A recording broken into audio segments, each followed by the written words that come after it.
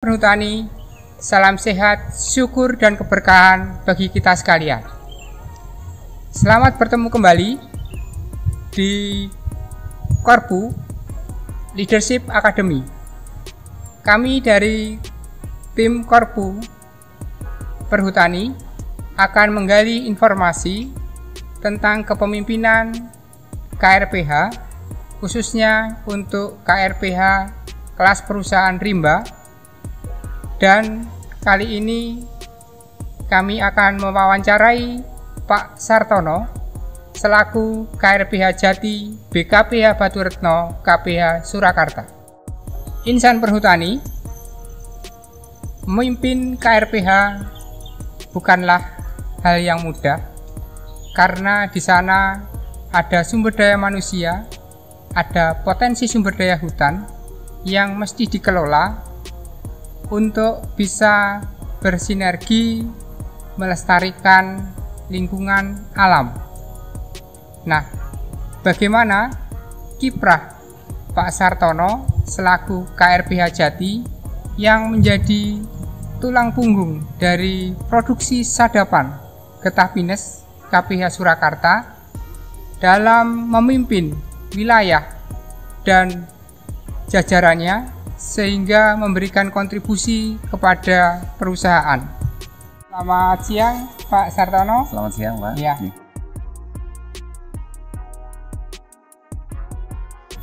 Selamat bertemu dengan saya Indro dari Korpu Perhutani.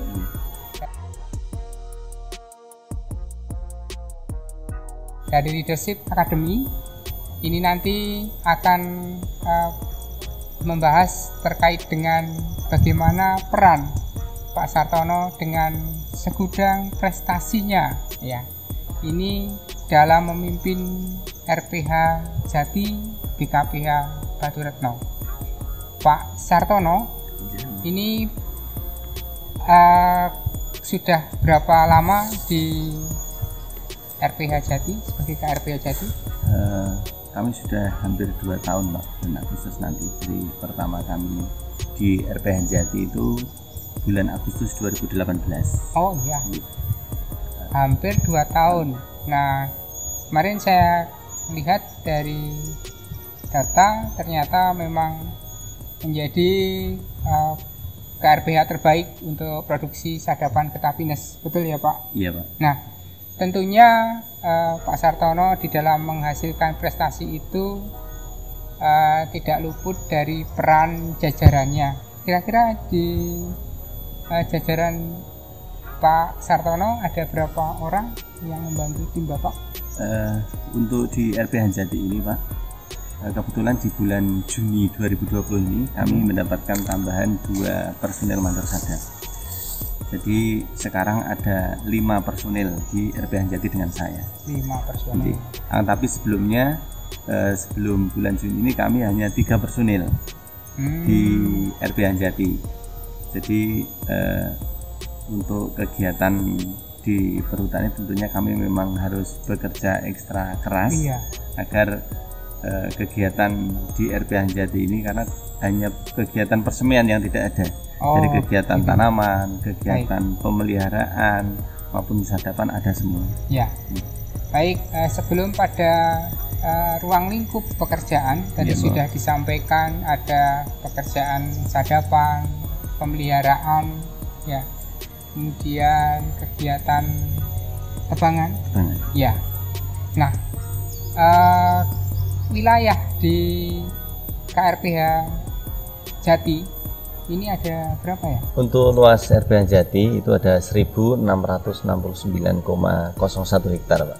Wah ya, 1600-an ya. Wah, cukup ini ya untuk wilayah Jati.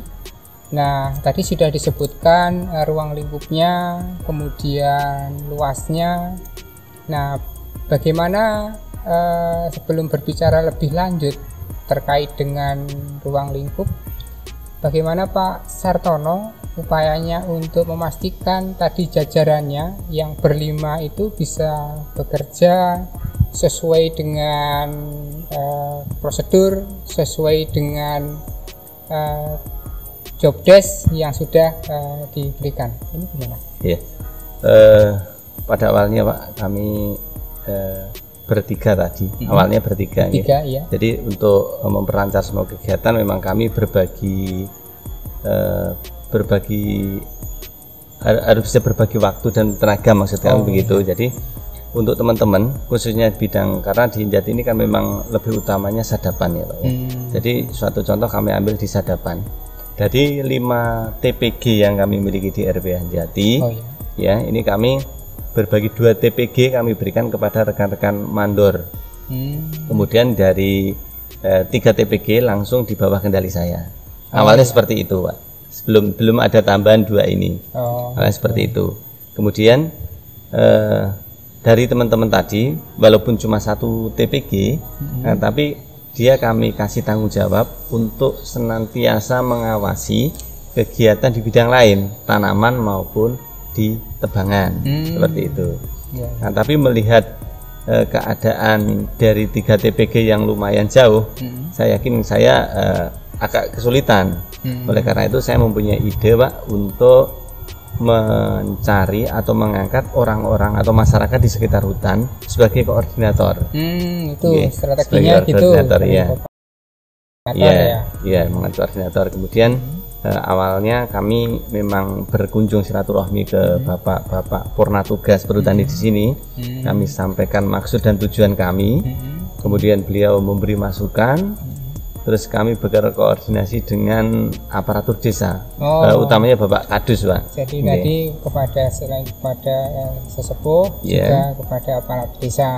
Kemudian pada waktu beliau melakukan kegiatan pertemuan desa, kami mengikuti. Kemudian kami sampaikan ke masyarakat di sekitar hutan, dan alhamdulillah beliau menyambut gembira dengan apa yang ingin kami ingin mencari koordinator tadi. Kemudian untuk koordinatornya memang kami serahkan kepada masyarakat siapa mereka yang mau ditunjuk, dan kebetulan yang ditunjuk pun juga sama dengan apa yang sudah disampaikan oleh bapak-bapak purna tugas tadi. Jadi sudah sesuai dengan ini harapan ini. Betul Pak. Sehingga dengan koordinator tersebut akhirnya kami bisa lebih ringan, terutama membantu setiap elemen pekerjaan yang kami laksanakan. Ya Pak, untuk jumlah tadi koordinatornya terbentuk berapa? Untuk koordinator kami ada 11 koordinator Pak. Jadi selain TPG kami kasih koordinator, di tiap TP pembantu pun kami kasih koordinator. Gitu. Dan alhamdulillah koordinator tersebut tidak cuma di bidang sadapan Pak, di bidang lain pun mereka juga mau dan ikut berperan serta dalam kegiatan tersebut. Jadi selain membantu kegiatan juga, jadi sepertinya ada keterlibatan masyarakat, jadi ikut memiliki, ikut jadi berperan gitu ya masyarakatnya. Nah, melihat dari upaya Pak Sartono membentuk koordinator ini Pak, ini dari awal kemudian sampai dengan saat ini bidang produksinya terlihat ada peningkatan atau seperti apa ini produksinya? Iya Pak, untuk terutama kegiatan sadapan ya Pak, ya alhamdulillah juga terlihat ada peningkatan produksi gitu. Jadi pada tahun 2018 kami di sini, kami sudah ketinggalan sekitar 10%. 2018 10% di pertengahan kita berapa dari 45 ton. Kemudian dengan adanya koordinator tersebut, penyadap pun sangat senang karena apa? Mudah komunikasi dengan misalnya mau setor untuk nimbangnya, kemudian mereka mau minta uang, itu katanya lebih mudah karena memang sudah ada koordinatornya. Lewat itu. Kalau dulu kan memang harus menunggu dulu kedatangan Pak Mantri, Pak Mandor, dan komunikasi juga kadang kurang lancar karena memang di pegunungan sinyal kurang bagus gitu Pak. Lokasi juga jauhan. Dan alhamdulillah juga di 2019 dengan target 460 ton kami bisa mencapai sekitar 107% dari 500 ton. Terpenuhi 107%. Dan semoga di 2020 nanti kami bisa mencapai target yang telah ditetapkan oleh pimpinan. Oke. Sampai dengan semester 1 kan ini belum selesai ya Pak? Belum selesai ya. Ya. Nah tapi kalau dari NPS yang sampai dengan bulan lalu, bulan Mei, gimana ini? Ketertinggalannya berapa persen? Untuk bulan ini Pak, kami memang kemarin tertinggal.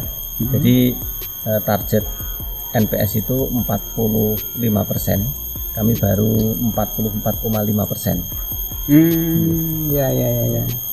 Ya, karena mungkin saya kira relatif sama ya di beberapa tempat lain juga tertinggal gitu. Baik, Pak Sartono tadi sudah masuk pada beberapa bagaimana Pak Sartono dalam memimpin jajarannya. Nah, saya ingin tahu juga kalau melihat senyumnya Pak Sartono bisa melelehkan getah ini yang ada di sini ini, bisa mengucurkan getah ini. Nah, saya kok ada firasat ini bisa juga memotivasi teman-teman penyadap atau jajarannya. Nah, sekarang strategi atau kiat-kiat apa dalam memotivasi teman-teman, terutama tadi ada 5 jajarannya tadi, sehingga mereka bisa on the track gitu ya, bisa sesuai dengan tupoksi pekerjaannya seperti apa? Pada teman-teman kami memang memberi harapan dan arahan, itu pun juga termasuk arahan dan harapan ke saya juga. Kami memang harus memperbaiki di internal kami, internal kami. Jadi kami harapkan teman-teman tentunya jangan melakukan kegiatan yang melanggar ketentuan. Karena dengan mereka tidak melakukan kegiatan yang melanggar hukum, masyarakat pun juga akan segan kepada kita. Itu yang pertama. Terus kemudian senantiasa jaga kekompakan. Jadi kalau kita sudah kompak, bekerja pun juga enak. Kemudian juga masyarakat pun juga akan segan kepada kita. Itu yang kedua. Kemudian senantiasa kami harapkan kepada teman-teman untuk senantiasa jalin komunikasi. Kalau ada masalah kita komunikasikan, karena kami yakin tidak ada masalah yang tidak bisa diselesaikan. Dan tentunya harapan kami kepada teman-teman itu untuk senantiasa bekerja secara ikhlas. Karena kalau bekerja secara ikhlas, insya Allah rezeki yang kita dapatkan juga barokah, tidak sia-sia. Orang bijak bilang katanya hasil tidak akan pernah mengkhianati usaha gitu. Terus kemudian kami juga mengharapkan kepada teman-teman yang pertama untuk menciptakan rasa ikhlas tersebut, berusahalah untuk mencintai pekerjaan dan perusahaan. Karena orang juga banyak bilang Pak, untuk menumbuhkan cinta itu tidak akan datang apabila kita mencari pekerjaan dan perusahaan yang sempurna. Tapi cinta itu akan datang apabila kita bisa menerima ketidaksempurnaan pekerjaan dan perusahaan kita dan mencintainya secara sempurna. Sip. Baik, Pak Sartono, kalau tadi bagaimana Pak Sartono kiat-kiat untuk memimpin jajarannya, mengembangkan dan kemudian memberikan motivasi, kan tentunya dalam pengamatan Pak Sartono juga punya indikator. Ini sepertinya apa yang saya lakukan ke jajaran ini, kiat-kiat tadi itu berhasil atau tidak. Nah ini barangkali punya ukuran atau indikator seperti apa melihatnya Pak Sartono ke jajarannya, perubahan sikap mungkin? Perubahan yang signifikan terhadap teman-teman. Bahwasanya teman-teman dulu awalnya itu agak pendiam Pak. Jadinya kalau ada sesuatu itu istilahnya agak menutup-nutupi gitu.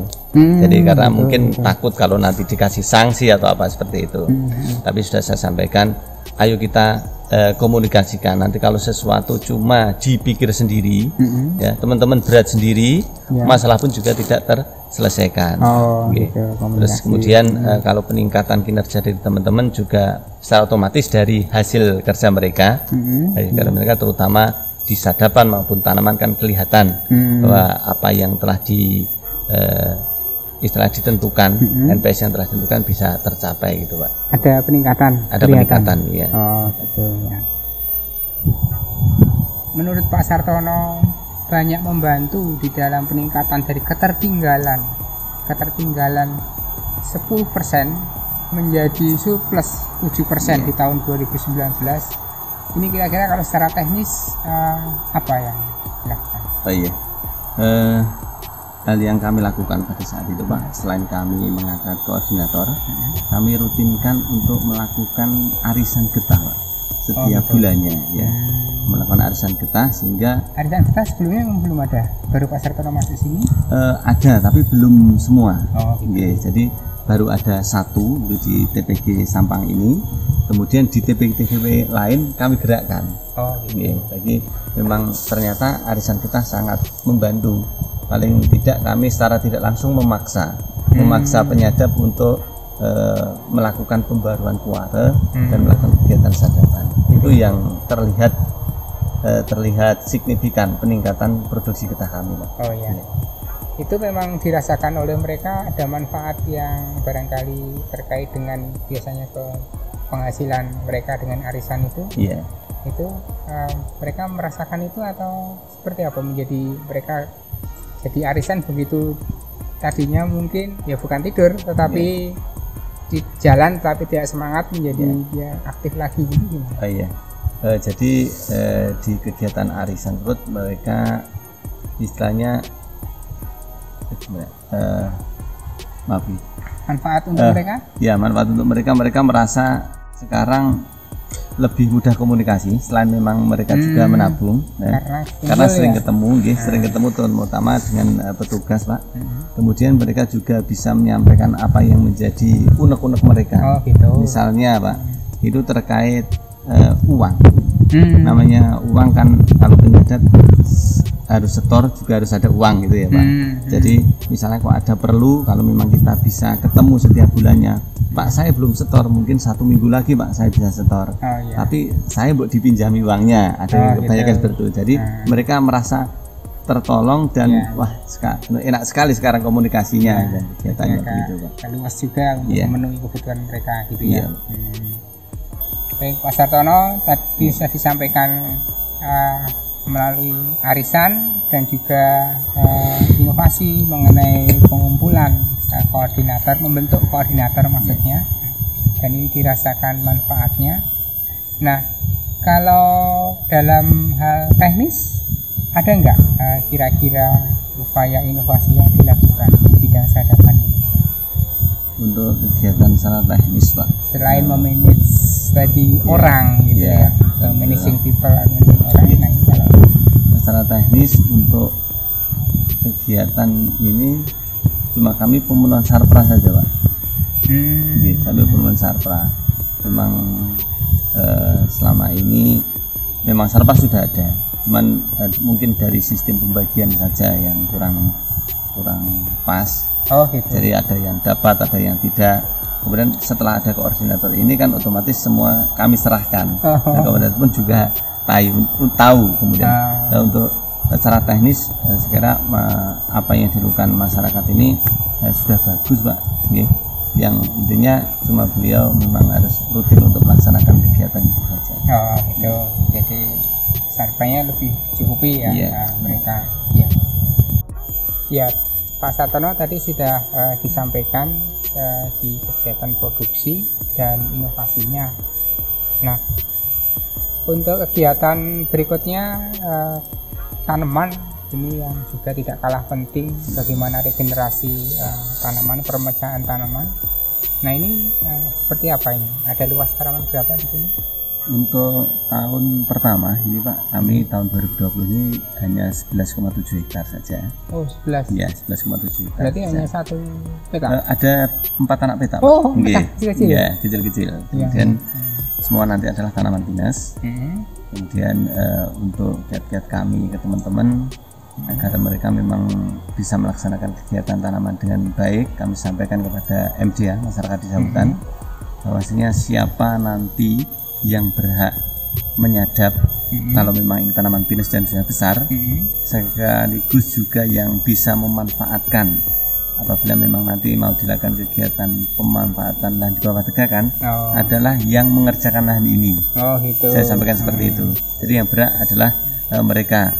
Kami bukannya membeda-bedakan, tapi yang mau bekerja keras dari awal mereka nanti yang kami prioritaskan gitu. Kemudian selain itu juga kami begini Pak, untuk usulan kami jenis tanaman pun juga kami sesuaikan dengan kondisi di sini, sekaligus juga minat daripada masyarakat di sini. Memang sebagian besar memang harapan masyarakat di sini tanaman adalah tanaman pinus. Karena sepanjang tanaman pinus hidup selalu memberikan manfaat tambahan kepada masyarakat dan tentunya juga kepada perhutani. Nah, untuk persemaiannya dibuat di sini atau untuk persemaian di BKBH lain? Jadi sini terima aja. Hanya persemaiannya bisa ada di sini. Ya, baik, lanjut ke pemeliharaan Pak. Nah, ini gimana pemeliharaan yang dilakukan, ada target berapa? Untuk pemeliharaan Pak, tahun kedua ini kami hanya ada sekitar 29,07 hektar. Itu tanaman RHL semua Pak. Singon buto itu di daerah hutan lindung. Kemudian untuk tanaman tahun ketiga kami ada sekitar 22,7 hektar. Yang 9,4 itu adalah tanaman jenis jati. Memang ada 2 petak Pak, kami 2 petak yang letaknya pisah dari kami di dataran rendah sana, di sekitar perbatasan antara Pacitan dan Baturetno. Jadi beda dengan yang di dataran tinggi sini. Baik, tadi di pemeliharaan, selanjutnya di kegiatan tebangan ini sudah ada aktivitas Pak di sini? Untuk tahun ini memang kami belum menunggu Pak. Jadi rencana nanti di bulan Juli, kalau memang di akhir Juni ini tidak ada hujan, insya Allah akan kami mulai di awal Juli. Di awal tebangan. Kegiatan tebangan. Kami tahun ini ada 18 hektar dari tebangan A maupun tebangan B dengan target sekitar 407 meter kubik. Nah, jadi tebangan semuanya pinus? Semuanya pinus. Semuanya pinus. Baik, Pak Sartono, untuk keamanan ini gimana kondisinya? Biasanya kalau di daerah yang rimba gini relatif beda dengan jati amanannya. Tapi upayanya gimana sejauh ini mengamankan kegiatan produksi yang ada seperti apa? Kan saya dengar-dengar juga beberapa ada yang bocor getah, tapi bocornya bukan bocor ke tempat lain gitu. Gimana ini? Tentunya begini Pak, untuk kegiatan keamanan alhamdulillah tergolong kondusif, karena memang kami sangat dibantu sekali oleh masyarakat desa hutan yang melaksanakan kegiatan sadapan. Karena beliau menyadari kalau memang nanti tanaman pinusnya hilang, tentunya akan mengurangi produksi getah mereka. Itu yang pertama. Kemudian yang jelas untuk kegiatan keamanan di getahnya sendiri, kami senantiasa koordinasi dengan aparatur desa, koordinasi dengan Forkon Pincam Kecamatan Karangtengah, dan yang terpenting memang kami senantiasa menjalin komunikasi, intinya koordinator tadi Pak. Jadi kalau kami sampaikan, kami juga sampaikan kepada koordinator maupun masyarakat, kalau memang ada kegiatan seperti itu, kasih kabar atau info saja ke kami, jangan bertindak sendiri, maksud saya seperti itu. Karena kami juga menjaga keamanan mereka, gitu maksudnya seperti itu. Sejauh ini belum menemukan ada yang bocor getah? Alhamdulillah selama kami di sini aman-aman saja Pak. Syukurlah, alhamdulillah kalau gitu. Memang saat COVID ini memang Pak agak terkendala juga ya. Tapi memang proses kan harus selalu berjalan.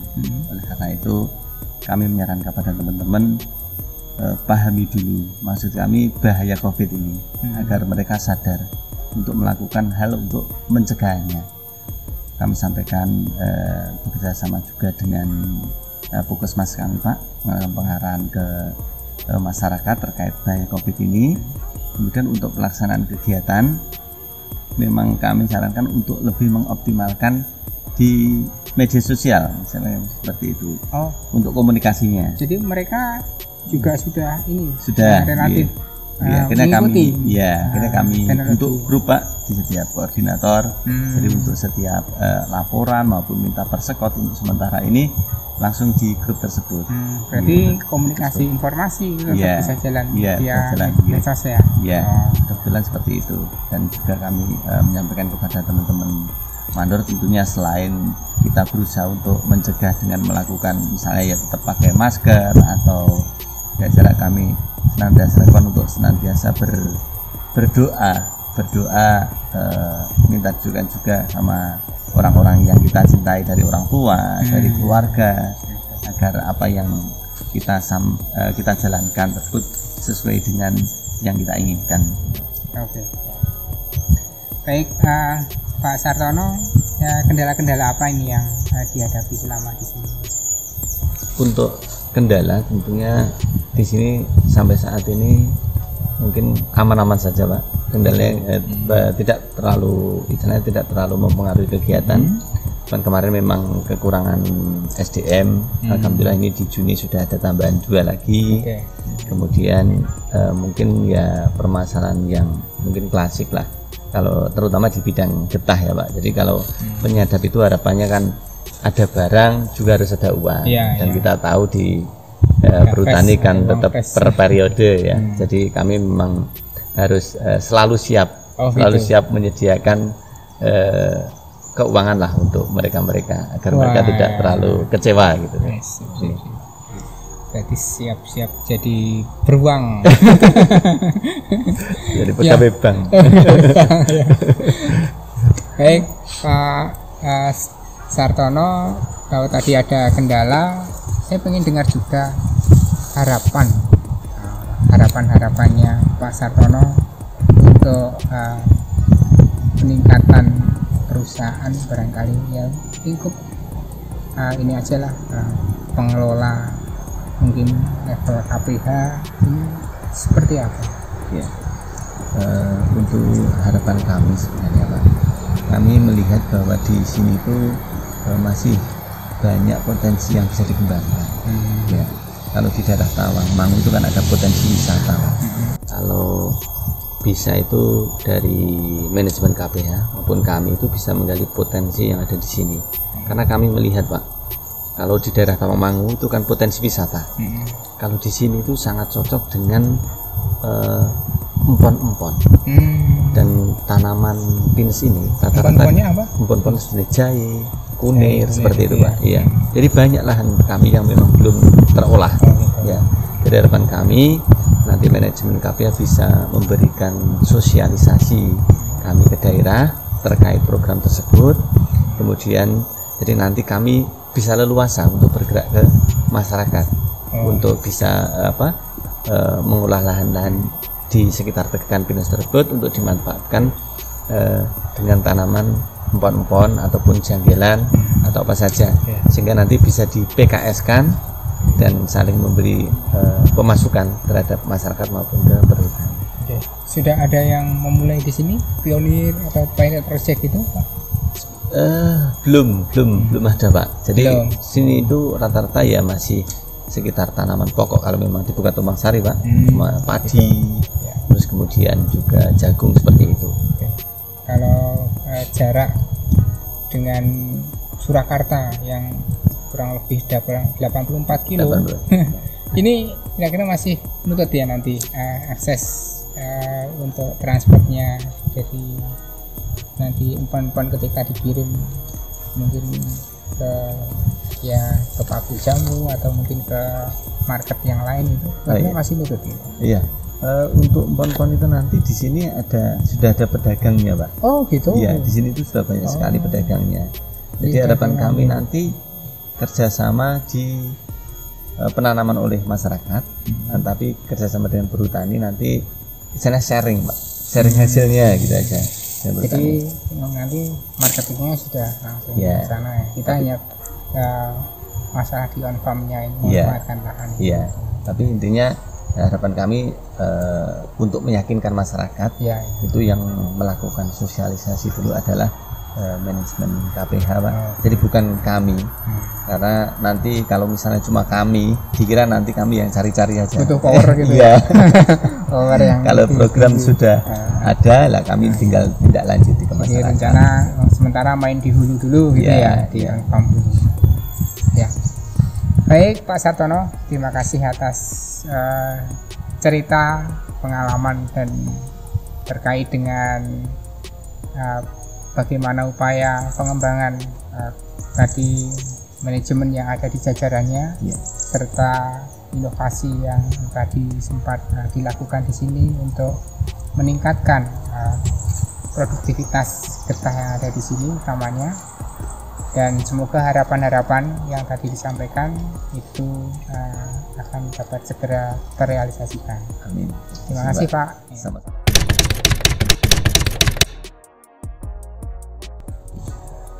Pak Sartono, KRPH Jati, BKPH Baturetno, KPH Surakarta memiliki kinerja yang sangat excellent, dapat mencapai 107 dari target yang ditetapkan, dan pada semester 1 ini sudah mencapai 50% sebagaimana target yang ditetapkan. Terkait dengan integritas, yang bersangkutan juga mempunyai integritas yang sangat bagus dan mempunyai daya inovasi yang tinggi bagaimana cara mencapai getah supaya target itu dapat tercukupi. Kemudian juga yang bersangkutan memiliki kemauan kerja yang keras dan juga responsif terhadap perintah ataupun arahan pimpinan. Mungkin itu beberapa kelebihan dari yang bersangkutan, sehingga kami sangat terbantu, sangat membutuhkan kinerja-kinerja seperti beliau, sehingga apabila itu bisa disebarkan kepada tenaga-tenaga yang lain, pejabat yang lain, insya Allah kita bisa mencapai target yang diharapkan. Terima kasih.